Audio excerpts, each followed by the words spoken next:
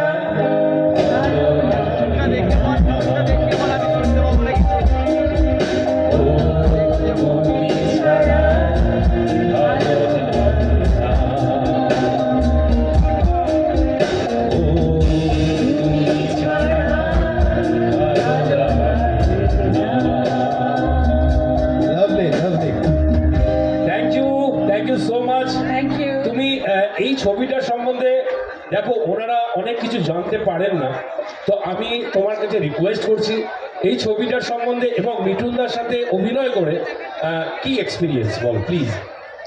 এই ছবিটা আমার একদম ক্যারিয়ারের শুরুর দিকে আমি করেছিলাম এবং মিঠুনদা তখন একদম অ্যাকশন হিরো।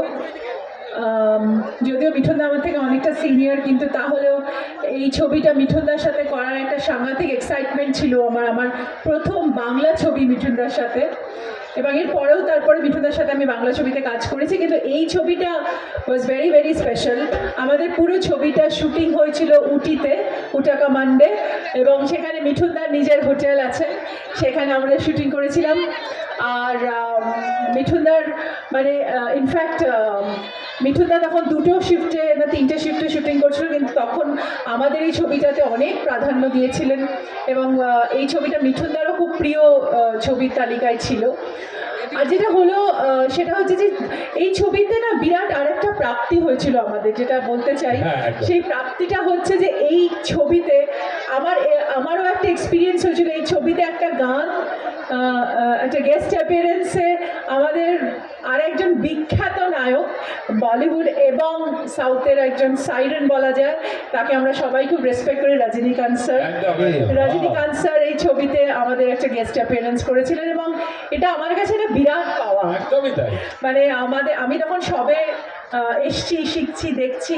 আর রঘু মাস্টার ছিলেন আমাদের ডান্স ডিরেক্টর, তাকে মিঠুনদাও ভীষণ সম্মান করতেন, পায়ে হাত দিয়ে প্রণাম করতেন। এবং এই ছবিটা আমার মনে আছে প্রায় 50 সপ্তাহ চলেছিল। দারুণ দারুণ ছবি। বিশাল বিশাল হিট হয়েছিল এবং এটা আমাদের কাছে একটা বিরাট বড় পাওয়া যে মিঠুন চক্রবর্তীর সঙ্গে এই কাজটা, এবং ভাগ্য দেবতা মিঠুন দাও এখনো বলে যে ছবিটা কিন্তু খুব ভালো হয়েছিল। আমি সবার কাছে অনুরোধ করবো ঋতু